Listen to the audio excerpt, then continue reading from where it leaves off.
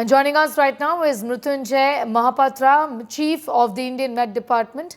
Thank you so much for your time, sir. I want to begin by asking you, how bad can this really get? It's extremely worrisome. As far as the pictures are concerned, wind speeds are extremely high. Tell us about what your assessment is. Yeah, so thank you. As predicted by IMD earlier, the cyclone has further intensified in today early morning. It lays a severe cyclone storm. In the forenoon, it is located over west central Bay of Bengal, about 240 kilometers south-southeast of Kakinada. Okay. It is moving north-northwestwards, and we are expecting that it will hit Andhra Pradesh coast between Machilipatnam and Kalingapatnam around Kakinada area. So therefore, the most vulnerable area is east and west Godavari districts and adjoining districts of Andhra Pradesh, where maximum wind speed will be 90 to 100 km per hour, gusting to 110 km per hour. This wind speed will be prevalent from evening of today till the night of today and early hours of tomorrow. Mm-hmm. And this wind of 90 to 100, gusting 110 km per hour, has the capability to uproot the trees. And also that could be breaking of tree branches, the large-scale damage to the horticultural crops, standing crops, including paddy, banana, papaya, and drumsticks, etc., which are very prevalent in this area. And this system can cause widespread rainfall with heavy to extremely heavy rainfall. Amount can go up to 20 to 30 centimeter in 24 hours. Mm-hmm. And this type of rainfall can cause the localized flooding. In the low-lying area, there will be inundations. And also we've got the major river system there, Godavari in Andhra Pradesh. And also we have got Bangsadhara, Rusikulya, and Nagavali to the north in Odisha and adjoining areas. Right. So all these river catchments have got excess rainfall activity during the monsoon season, and therefore soil is saturated and there is water. Therefore, this rainfall can lead to the river and flooding also, that we should take care. Further, I want to say that we have got the Eastern Ghat area in North Andhra Pradesh and South Odisha and adjoining Chhattisgarh region. So there are many hill peaks. So therefore, this rainfall activity can lead to the landslides in these areas. Localized landslides can be expected. Okay. And this area is also prone for landslides, mudslides, mud steep, and mud sinks, etc. We have got the major urban centers in this area, starting from Vijayawada, then we have got Visakhapatnam, we have got Parampur in Odisha. So all these are also expected to be affected by the heavy rainfall. The South Chhattisgarh, especially Jagdalpur district, Dantewada district, Narayanpur district, are expected to have also the effect of this cyclone. The wind speed maximum and rainfall maximum will be both Andhra Pradesh, followed by Odisha and South Chhattisgarh. We're expecting 90 to 100 wind speed, gusting to 110 km wind speed over Andhra Pradesh area, 60 to 70, gusting to 80 km per hour over South Odisha and the South Chhattisgarh area. And this wind speed will be maximum from evening of today to early morning of tomorrow. Okay, that's what I wanted to ask you. How long would this last, as far as the worst is concerned, given that the landfall is expected at midnight? Sometime in midnight. So for how many hours will we see these wind speeds, and when will the dust start to settle in that sense, sir? Usually 6 hours. The maximum wind speed prevails for about 6 hours. Therefore, from evening of today to midnight and early hours, you can say, up to 2 o'clock or so, there will be the maximum wind speed. Thereafter, wind speed will gradually decrease. When the landfall occurs, after that, the system will interact with land surface, and hence it will gradually weaken.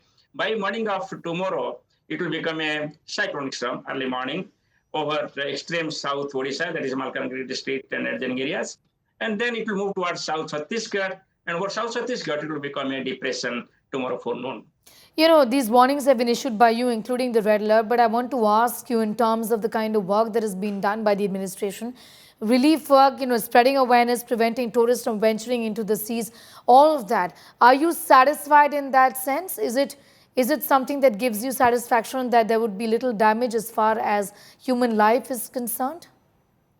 Yeah, there is complete coordination for early warning based early actions by all the state governments concerned, and also national level, National Crisis Management Committee met on Saturday, and accordingly continuous review and update is being provided, and we gave the warning about the generation of the cyclone long back. And we started with uh, uh, weather bulletin giving the track of the cyclone when it was low pressure area on 25th itself. So therefore, there is sufficient time, and both state and center are working together to minimize the losses. I also want to ask you, you did mention that there are several urban centers along this path. What are we expecting there? You know, as far as these cities are concerned, would there be a lot of flooding in the cities, in the urban centers? In that sense, expecting life to be thrown out of gear, isn't it, for the people there? Especially in the urban centers, the slum areas, we have to take care, and low-lying areas we have to take care, because there will be low-lying flooding. There will be flooding in low-lying areas, and inundation will be there, and especially the coastal flooding. There will be a combination of the tidal waves and the fresh water and the water released from the rivers. This is an area where you have delta, major delta, Godavari delta. And therefore, we should be very cautious, and the transport sector should be regularized. Already I told that trains and aviation sector is also being regularized. The surface transport also should be regularized, because when there will be heavy to very heavy rainfall, visibility will be almost zero.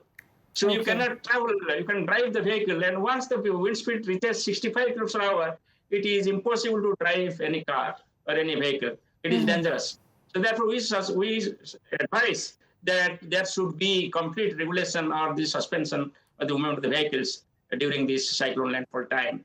Further, the onshore and offshore industries also will be affected. We have suggested complete suspension of the fishing operation, and the shipping activity, etc., also should be regulated. We have given danger signal, great danger signal number 10 for the ports along the North Andhra Pradesh coast.